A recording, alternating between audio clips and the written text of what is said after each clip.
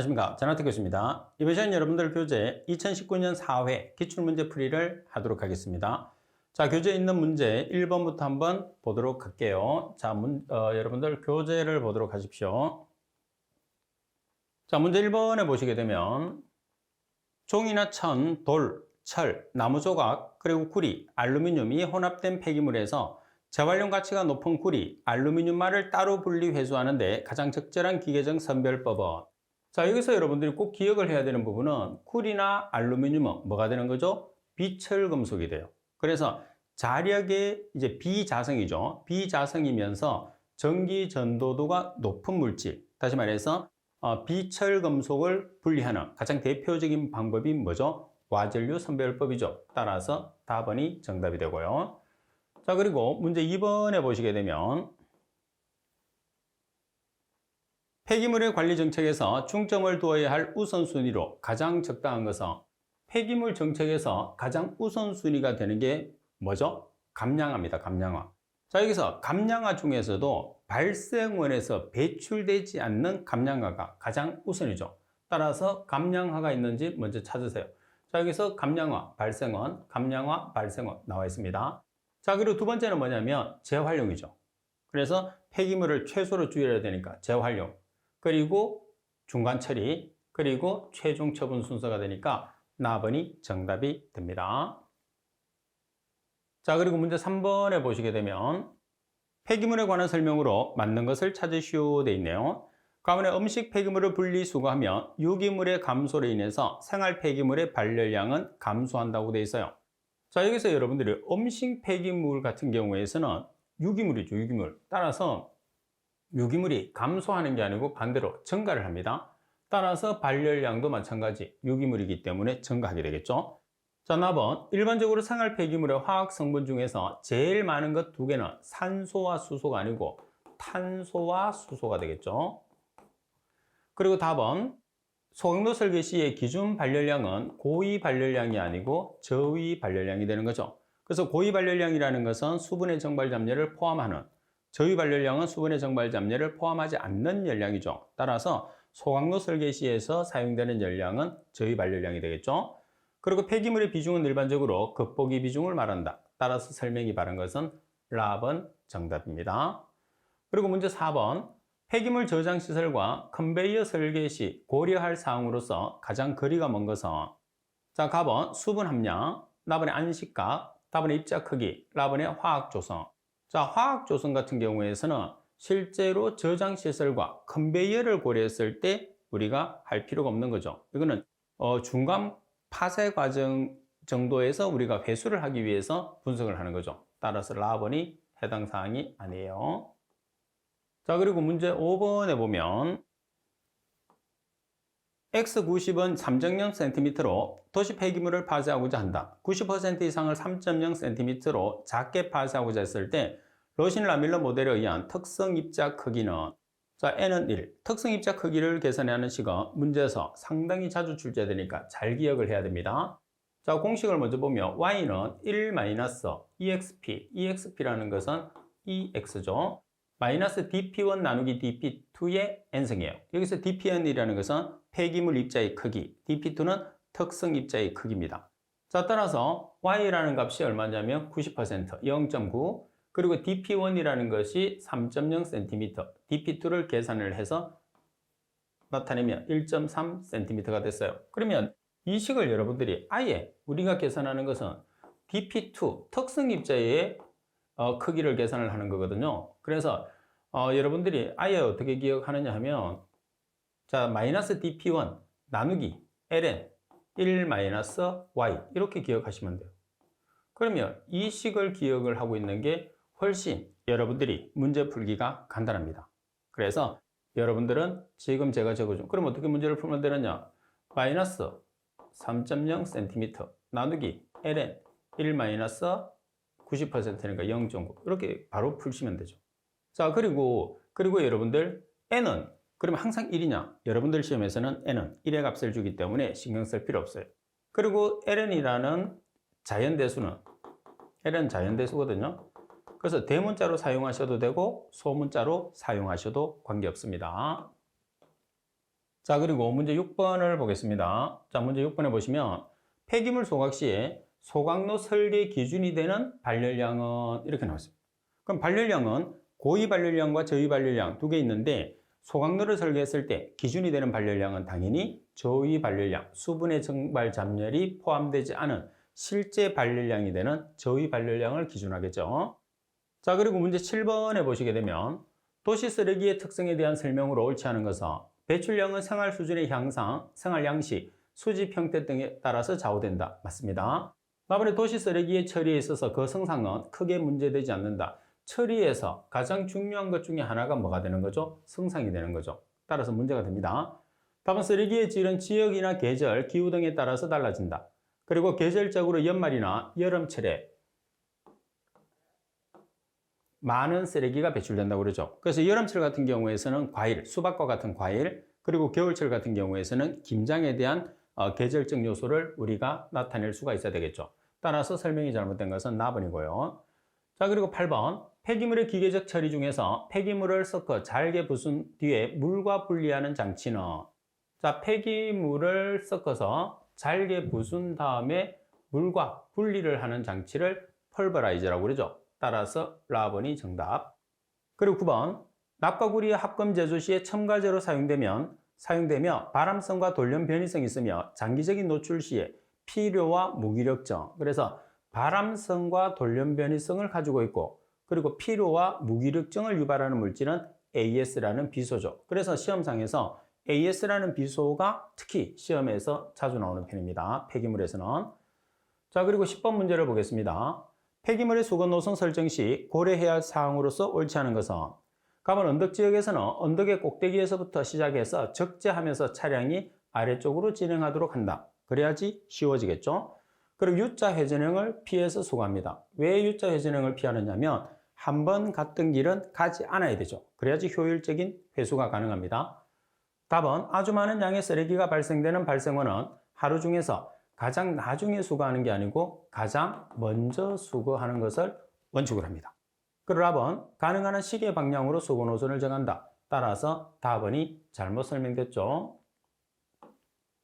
자, 그리고 11번 문제를 보겠습니다. 자, 11번 문제를 보시게 되면 1000세대, 세대당 평균 가족수는 5인입니다.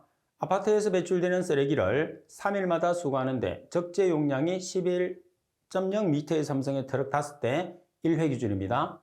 쓰레기 단위 용적당 중량이 210kg/m의 삼성이라면 1인 1일당 쓰레기 배출량을 kg/인일로 계산하시오 돼 있어요. 그러면 쓰레기 배출량을 kg/인일로 계산하니까 쓰레기 발생량이 kg/1이죠. 따라서 문제 조건에서 쓰레기 발생량을 계산하기 위해서는 적재 용량이, 즉 한 대당 적재 용량이 11.0m의 삼성이에요.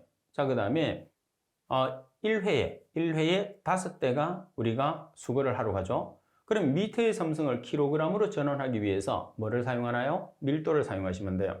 자, 그리고 3일마다 수거를 해요. 그래서 3일마다 1회 수거가 되는 거죠. 나누기 인구수는 우리가 1000세대가 있는데 1세대당 인구수가 5인이라고 그랬어요. 그러면 단위에 의해서 kg/in이라는 값이 나오게 되겠죠. 자, 그리고 12번 문제를 여러분들 보시게 되면 50톤/아워의 규모의 시설에서 평균 크기가 30.5cm의 혼합된 도시 폐기물을 최종 크기로 5.1cm로 파쇄하기 위해서 필요한 동력을 킬로와트로 계산하라고 되어 있습니다. 평균 크기를 15.2cm에서 5.1cm로 파쇄하기 위한 에너지 소모율은 15kWh/톤, 키게 법칙을 적용하라고 되어 있어요. 그러면 키게의 법칙에서 에너지 소모율은 CLN, dp1 나누기 dp2로 계산을 합니다. 여기서 여러분들이 dp1이라는 것은 평균 크기, dp2라는 것은 최종 크기로 나타내는 거죠. 그러면 첫 번째 조건에 보시게 되면 에너지 소모율이 15kWh/톤이에요. 자, 그리고 지금 C라는 개수를 계산합니다. LN, 입자의 크기가 15.2cm에서 5.1cm로 파쇄를 한다고 그랬어요. 따라서 C에 대한 값을 정리를 하게 되면 13.7356kWh/톤이라는 값이 나오게 되겠죠. 자, 그러면 우리가 지금 파쇄하고자 하는 것은 30.5cm를 5.1cm로 파쇄하기 위해서 에너지 소모율이 나오는 거죠. 그러면 지금 여러분들 공식에 C라는 값을 여기서 계산을 한 C를 여기다 대입을 하는 거죠.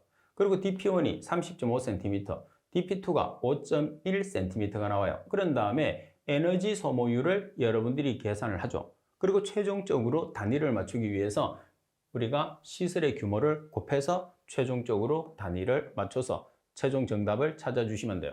자, 말씀드린 것처럼 우리가 에너지 소모율을 계산합니다. 1번에서 계산된 C를 대입을 해요. 그리고 DP1 나누기 DP2를 사용을 하죠. 최종적으로 나온 에너지 소모율이 킬로와트 아우어 퍼 톤이란 말이에요. 근데 우리가 계산한 동력은 킬로와트로만 계산하라고 그러죠. 그래서 아우어 나누기 톤을 없애기 위해서 규모를 곱하면 되죠. 시설의 규모가 50톤 per hour. 그러면 지금 톤, 아우어, 아우가 없어지니까 최종적으로 우리가 계산하는 동력 소모율은 1228.30kW라는 값이 계산이 됩니다. 자, 그리고 13번 문제를 보시게 되면 완전히 건조시킨 폐기물 20g을 취해서 회분량을 조사하니 5g이었다. 폐기물의 함수율이 40%였다면 섬량 기준 회분의 중량비를 계산하시오 되어 있어요. 그럼 먼저 섬량 기준 회분량을 계산하기 위해서 W1 곱하기 100-P1은 W2 곱하기 100-P2를 이용을 합니다. 그럼 여기에서 여러분들이 완전히 건조시켰을 때 완전히 건조시켰다는 소리는 P2가 제로라는 소리입니다. 그죠? 자, 이때 질량이 얼마냐면 20g. 그럼 W2예요. 자, 그러면 회분량, 여러분들이 폐기물의 함수율은 처음이 얼마였느냐면 40%였어요. 그래서 W1을 먼저 계산합니다. 자, W1 곱하기 100-P1이 40%, W2가 20g, 그리고 P2가 제로. 완전히 건조시킬 때의 W2가 되니까. 따라서 W1을 계산하면 33.33g이 나왔어요. 따라서 중량비는 섬량 기준의 회분량 분의 회분량 곱하기 100이에요. 따라서 섬량 기준에서 회분량은 33.33g 분의 지금 우리가 계산하고자 하는 회분량은 5g이 몇 퍼센트냐? 따라서 15%라는 값을 계산하는 거죠. 그래서 지금 우리가 계산하는 회분량 5g이 주어졌는데 섬량 기준의 회분량이 없어요. 따라서 우리가 슬러지 공식을 이용을 해서 섬량 기준의 회분량을 계산하는 게 지금 첫 번째 조건이다. 이렇게 보시면 됩니다. 자, 그리고 14번입니다. 적환장의 설치가 필요한 경우와 가장 거리가 먼 것은, 적환장이라는 것은 폐기물을 우리가 임시로 우리가 모아두는 장소죠. 폐기물의 양을 늘리기 위해서. 그래서 폐기물이 적게 발생하는 지역에 적환장이 필요합니다. 갑은 고밀도 거주 지역이 존재할 때, 고밀도라는 것은 인구가 많이 존재하기 때문에 폐기물이 많이 발생해요. 그래서 바로 발생된 폐기물을 최종 처리장으로 보내면 되니까 적환장이 필요 없습니다. 그리고 작은 용량의 수집 차량이 사용됐을 때, 슬러지 수송이나 공기 수송 방식을 사용할 때, 불법 투기나 다량의 어질러진 쓰레기가 발생했을 때는 적환장이 필요하죠. 그래서 적환장이 필요했을 때는 인구수가 작다든지 작은 용기를 사용하다든지 인구 밀도가 적어서 쓰레기 배출량이 적을 때, 반대로 인구 밀도가 높아서 우리가 폐기물의 발생이 많은 경우에서는 적환장이 필요 없죠. 그리고 또 우리가 대형 용기를 사용하는 경우도, 대형 용기는 폐기물이 많이 들어가잖아요. 그래서 바로 처리할 수 있습니다. 그런 경우에서도 적환장이 필요 없죠. 따라서 가번이 정답. 자, 그리고 15번 문제를 보겠습니다. 함수율이 97%인 분뇨와 함수율이 30%인 쓰레기를 무게비가 1대3으로 혼합해서 퇴비하고자 했을 때 함수율을 계산하시오 그랬어요. 자, 그러면 지금 보시면 97%가 1이고 30%가 3이에요. 그러면 97% 곱하기 1 플러스 30% 곱하기 3 나누기 무게비 1 플러스 3. 따라서 평균 함수율은 46.75%라는 값이 나오게 됩니다. 자, 그리고 여러분들 16번 문제를 보시게 되면 쓰레기 발생량의 조사 방법에 관한 설명으로 틀린 것은, 갑은 직접 개근법은 적재 차량 개수 분석에 비해서 자금량이 많아요. 그리고 번거롭다는 단점이겠죠. 직접 우리가 개근을 해야 되니까. 반면에 물질수집법은 주로 산업 폐기물의 발생량 추산에 사용하죠. 그리고 물질수집법은 비용이 많이 들고 그리고 특수한 경우에 사용한다. 반면에 적재 차량 개수법은 쓰레기의 밀도 또는 압축 정도를 정확하게 파악할 수 있다고 되어 있어요. 적재 차량 개수법은 차량의 대수를 이용해서 우리가 파악을 하기 때문에 쓰레기의 밀도나 압축 정도를 정확하게 파악할 수는 없습니다. 따라서 설명이 잘못된 것은 라번이에요. 자, 그리고 17번 문제를 보겠습니다. 유기물을 혐기성 및 호기성으로 분해시켰을 때 공통적으로 생성되는 물질은, 자, 혐기성 처리를 하게 되면 CO2와 CH4가 발생하죠. 반면에 호기성 처리를 하면 CO2와 H2O가 나오죠. 따라서 공통적으로 발생되는 물질은 CO2라는 이산화탄소 또는 탄산가스라고 이야기를 하겠죠. 자, 그래서 기본적으로 CO2라는 내용이 들어가야 돼요. 그래서 CO2가 들어가는 것은 라번이 정답이 됩니다. 자, 그리고 혐기성 분해 시에는 우리가 혐기성 분해 반응식을 넣었을 때 물을 주입을 하죠. 그래서 물이 배출이 되는 경우도 있어요. 그래서 정확하게 이야기하면 CO2, 두 개의 쌍으로 나타내면 CO2와 H2O다 이렇게 볼 수가 있는 거죠. 자, 그리고 여러분들 18번 문제를 보시게 되면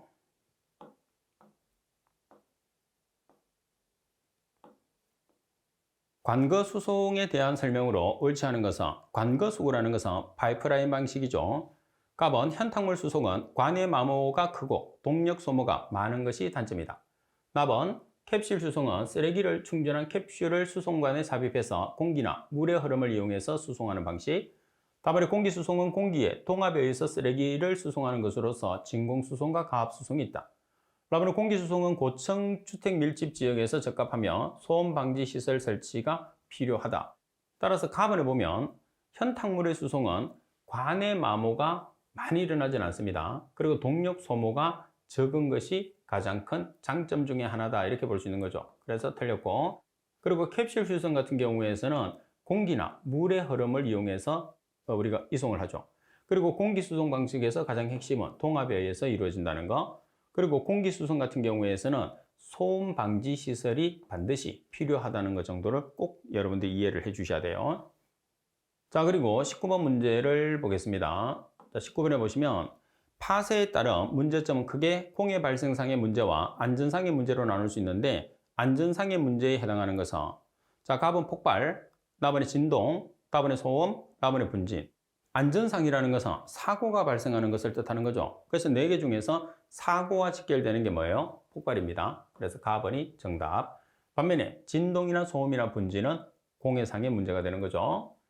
자, 그리고 20번 문제를 보시면 청소 상태를 평가하는 방법 중에서 서비스를 받는 사람들의 만족도를 설문조사해서 계산하는 사용자 만족도 지수는 이렇게 나와 있어요. 사용자 만족도 지수라는 걸 뭐라고 그러죠? 가번의 USI 이렇게 나타내죠. 따라서 여러분들 시험상에서는 CI와 USI에 대한 내용이 자주 나오니까 반드시 기억을 해야 돼요. CI라는 것은 지역사회 효과지수, 그리고 USI라는 것은 사용자 만족도 지수라는 것을 꼭 숙지해 놓으세요. 지역사회 효과지수는 CI, 사용자 만족도 지수는 USI라는 거. 자, 그리고 21번 문제를 보겠습니다. 자, 21번에 보시면 소각 공정에 비해서 열분해 과정의 장점이라고 볼 수 없는 것은, 자, 열분해 과정이라는 것은 뭐죠? 산소가 없는 상태에서, 무산소 상태에서 우리가 가열을 해서 또는 고온, 저온 열분해를 해서 연료를 생산해내는 과정을 열분해 과정이라고 그러죠. 가번에 배기가스가 적다. 맞습니다. 나번에 보조 연료의 사용량은 많은 편이고, 그리고 크롬의 산화가 억제된다고 그랬죠. 그래서 삼가크롬이 육가크롬으로 전환이 안 되죠. 그 이유는 환원성 분위기가 유지되기 때문에.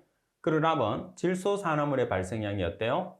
적게 발생하죠. 온도가 소각에 비해서 온도가 낮기 때문에. 따라서 나번이 정답. 자, 그리고 22번 문제를 보겠습니다. 아래와 같은 조건일 때 혐기성 소화조의 용량은 유기물량의 50%가 액화 및 가스화가 된다고 보고 방식은 2조식이다. 분뇨 투입량은 1000kl/day, 투입 분뇨의 함수율은 95%, 유기물 농도는 60%, 소화일수는 31, 인발 슬러지 함수량은 90%예요.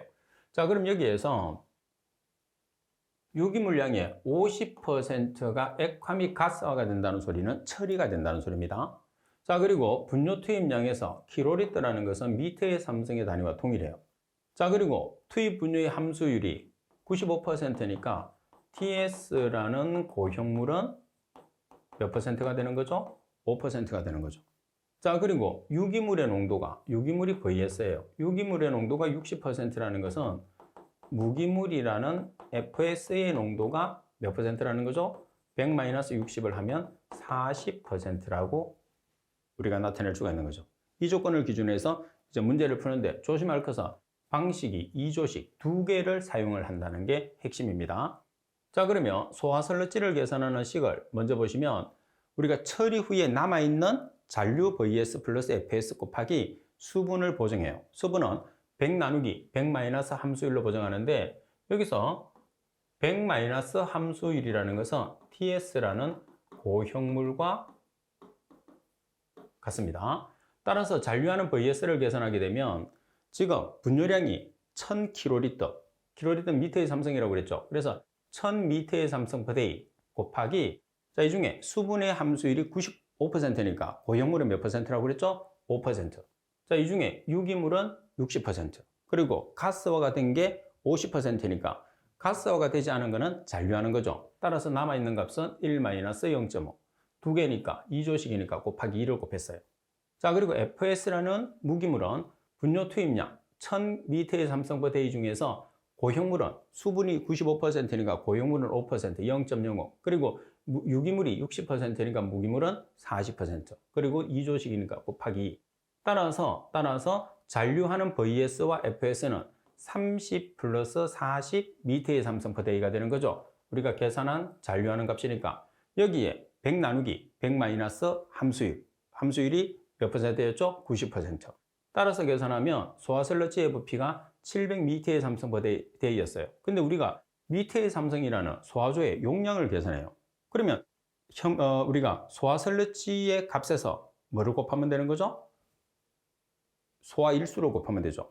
따라서 문제 조건에서 소화일수가 얼마라고 나와 있어요? 소화일수가 31이라고 나와 있어요. 그래서 계산하게 되면 21,000m의 삼성이라는 소화일수를 우리가 소화조의 용량을 계산할 수 있는 거죠. 그래서 이 문제를 여러분들이 풀었을 때는 기본적인 개념을 가지고 우리가 문제를 풀어 주셔야 되거든요. 그래서 기본적인 개념이 상당히 중요하다 이렇게 보시면 되겠죠. 복잡하게 보이는데 개념 정리만 잘하면 상당히 쉬워요. 그래서 팁을 보면서 한 번 더 정리를 하도록 하세요. 자, 그리고 23번. 소각로의 배견 방지 시설의 역할로 가장 옳게 설명한 것은 하얀 연기를 배견이라고 그래요. 자, 가번. 배출가스 중에 수증기 영축을 방지하기 위해서 지역 주민의 대기오염 피해 의식을 줄이기 위해서 나번에 먼지 제거, 다번에 폐열 회수, 나번에 질소 산화물의 제거. 그래서 배견 방지 시설의 역할이라는 것은 오염 물질로 우리가 착각할 수 있거든요. 실제로 배견은 오염 물질이 아닌데도 불구하고 그래서 대기오염 피해 의식을 줄이기 위해서 배견의 방지 시설을 설치하는 것이 중요하다. 가번이 정답. 자, 그리고 24번 문제를 보겠습니다. 토양 보건 기술 중에서 압력 및 농도 구배를 형성하기 위해서 추출정을 굴착하고 진공 상태로 만들어줌으로써 토양 내에 휘발성 오염 물질을 추출하는 기술은 여기서 가장 핵심은 뭐냐면 우리가 휘발성 오염 물질을 휘발하거나 추출하는 거죠. 그럼 뭐를 이용하는 거죠? 전기를 주입을 해서 우리가 휘발성 물질은 쉽게 휘발하기 때문에 추출해서 제거하는 방법이에요. 그래서 전기가 들어가는 용어를 찾으면 되겠죠. 그래서 베이퍼가 되니까 토양전기 추출법 답은이 정답이 되는 거예요. 자, 그리고 25번 문제를 보겠습니다. 자, 25번 문제를 보시게 되면 소각로의 부식에 대한 설명으로 틀린 것은 자, 가번 480에서 700도씨 사이에서 염화철이나 알칼리철 염산염 분해에 의한 부식이 발생한다. 다음은 저온 부식은 100에서 150도씨 사이에서 부식의 속도가 가장 느리고 고온 부식은 600에서 700도씨에서 가장 부식이 느리다고 되어 있어요. 자, 저온 부식이라는 것은 100에서 150도씨 사이에서 부식이 가장 빠릅니다. 반면에 고온 부식은 600에서 700도씨 사이에서 가장 빠르다 이렇게 알고 계시면 되죠. 특히 저온 부식 같은 경우에서는 산노점 온도 이하, 다시 말해서 150도씨 이하에서 부식이 가장 잘 되는 거죠. 자, 그리고 답은 150에서 320도씨에서 부식이 잘 일어나지 않고 고온 부식은 320도씨에서 소각재가 침착된 금속면에서 발생한다. 답은 320에서 480도 사이에서는 염화철이나 알칼리철 황산염 생성에 의한 부식이 발생이 된다. 따라서 저온 부식에 대한 설명이 잘못됐죠. 그죠? 자, 그리고 여러분들 계속해서 문제를 보시게 되면 자, 26번입니다. 함수율이 96%인 샐러지 10리터에 응집제를 가해서 침전 농축시킨 결과 상층액과 침전 샐러지의 용적비가 2대 1이었다. 침전 샐러지의 함수율을 계산하시오 돼 있어요. 자, 그러면 자, 두 가지로 한번 보겠습니다. 지금 2대 1이니까 칸수로 나타내면 3칸이에요. 그래서 지금 여러분들 첫 번째가 이렇게 되겠죠. 침강 후. 그래서 V1, V2. 그러면 V1에서는 지금 여러분들 상층액과 침전 샐러지에 구별이 없어요. 그래서 이 전체에 샐러지가 이렇게 있는 거예요. 근데 침강을 시키게 되니까 2대 1로 상층액이 2고 그리고 샐러지가 1. 그래서 2대 1 이렇게 된 거죠. 그러니까 샐러지라는 것은 지금 여기 보시면 이게 상층수 2, 샐러지 1. 그러니까 결론적으로는 여기서 나타냈을 때 V2라는 값은 1이 되는 거죠. 여기는 샐러지가 3칸에 다 있는 거예요. 그래서 V1은 3이 되는 거죠. 2대 1이 됐을 때. 그래서 여러분들 샐러지 공식을 보면 V1 곱하기 100-P1은 V2 곱하기 100-P2. 여기서 V나 W는 관계없어요. 질량을 쓰면 W, 부피를 쓰면 V를 쓸 뿐입니다. 따라서 V1이 3, V2가 1, P1이라는 값이 96%, 우리가 계산하는 것은 P2. 따라서 P2에 대한 식으로 정리하면 88%. 그래서 샐러지의 개념을 우리가 묻는 거죠. 침강 전과 침강 후에서. 자, 그리고 27번 문제를 보시게 되면 피부염이나 피부 궤양을 일으키며 흡입으로 코, 폐, 위장에 점막을 생성하고 폐암을 유발하는 물질은 여기서 가장 핵심은 피부에 영향을 준다는 게 가장 큰 핵심이에요. 크롬 중에서도 유가크롬입니다. 답은이 정답. 그리고 28번 폐기물 부담금 제도에 해당하지 않는 것은 답은 500ml 이하의 살충제 용기, 답은 자동차 타이어, 답은 껌, 답은 일회용 기저귀. 자, 우리가 폐기물 부담금 제도 같은 경우에서는 재활용이 되지 않는 것들을 우리가 부담금 제도를 쓰거든요. 근데 자동차 타이어 같은 경우에서는 재활용이 되기 때문에 답은 해당하지 않습니다. 자, 그리고 29번 문제를 보도록 하겠습니다. 자, 29번에 보시면 매립지 가스 발생량의 추정 방법으로 가장 거리가 먼 것은 답은 화학양론적인 접근에 의한 폐기물의 조성으로부터 추정. 그리고 답은 BMP에 의한 메탄가스의 발생량 조사법, 답은 라이즈미터에 의한 가스 발생량 추정법, 답은 매립지 화염을 접근시켜 화력에 의해서 추정하는 방법. 자, 매립지에는 메탄가스가 발생하죠. 메탄가스는 가연성 가스예요. 그래서 화염을 접근시키면 우리가 폭발을 유발할 수도 있기 때문에 절대로 우리가 화염으로 추정해서는 안 됩니다. 따라서 라번이 정답. 자, 그리고 30번 문제를 보시게 되면 퇴비와의 장단점과 가장 거리가 먼 것은 병원균 사멸이 가능한 장점이 있다. 나번에 다양한 재료를 이용하므로 퇴비 제품의 품질 표준화가 어렵다. 표준화는 어렵습니다. 퇴비화가 완성되어도 부피가 크게 감소되지 않죠. 50% 이하. 자, 그리고 생산된 퇴비는 비료 가치가 어때요? 비료 가치가 낮죠. 비료 가치가 높으려고 하면 질소나 인의 함량이 높아야 되는데 비료 가치가 낮은 게 단점 중에 하나죠. 그래서 퇴비화의 단점 중에 두 개는 비료의 가치가 낮다는 거, 그리고 부피 감소율이 적다는 게 가장 큰 단점이다. 이렇게 보시면 되죠. 자, 그리고 31번에 보시면 침출수가 점토층을 통과하는 데 소요되는 시간을 계산하는 식으로 옳은 것은 단 T는 통과 시간, D는 점토층의 두께, H는 침출수 수도, K는 투수 개수, N은 유효 공급률. 그래서 다르시 법칙에 의한 우리가 통과 시간입니다. 그죠? 따라서 시간 T는 공급률 N 곱하기 두께의 제곱 나누기 투수 개수 K 곱하기 D 플러스 H가 되는 거죠. 그럼 몇 번이 되나요? 가번이 정답이 되는 거죠. 자, 그리고 32번 문제를 보시게 되면 수분 함량이 95%의 샐러지에 응집제를 소량 가해서 농축시킨 결과 상등액과 침전 샐러지의 용적비가 3대 5였다. 이 침전 샐러지의 함수율은 자, 조금 전에 봤던 내용하고 동일합니다. 그죠? 자, 이렇게 우리가 농축을 시켰어요. 그러면 농축 후, 그럼 농축 전. 자, 3대 5니까 8칸. 하나, 둘, 셋, 넷, 다섯, 여섯, 일곱, 여덟. 여기도 하나, 둘, 셋, 넷, 다섯, 여섯.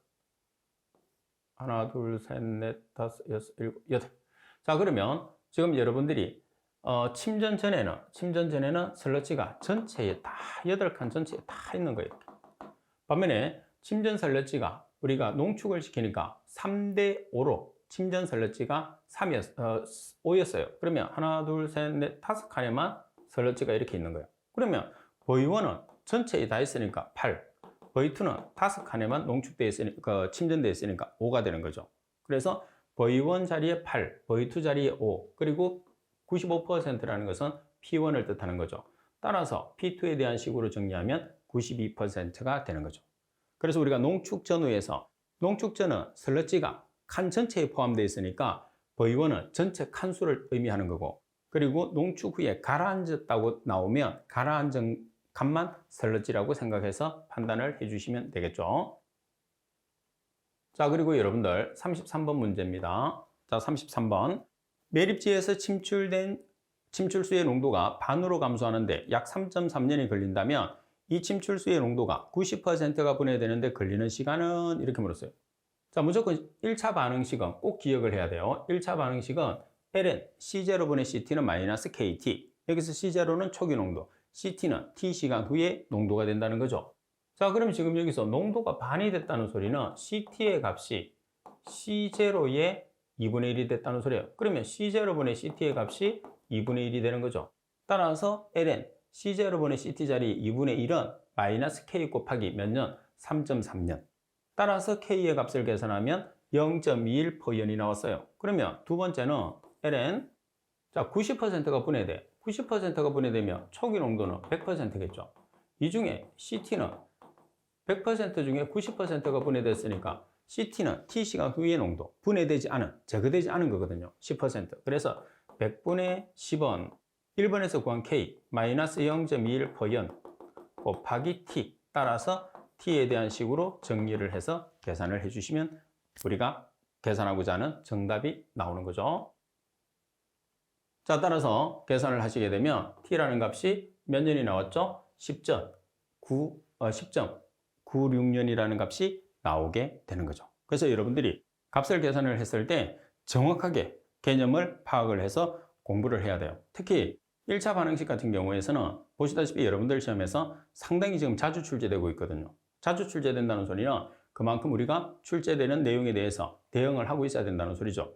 그래서 여러분들이 정확하게 문제를 풀면 어떤 내용으로 문제가 나와도 관계없는데 ln C0분의 CT는 마이너스 KT, C0와 CT, K와 T의 기본적인 개념 자체를 모르게 되면 많이 헷갈릴 수 있는 문제입니다. 자, 이번 시간 수업은 이것으로 마치도록 하겠습니다. 수고하셨습니다.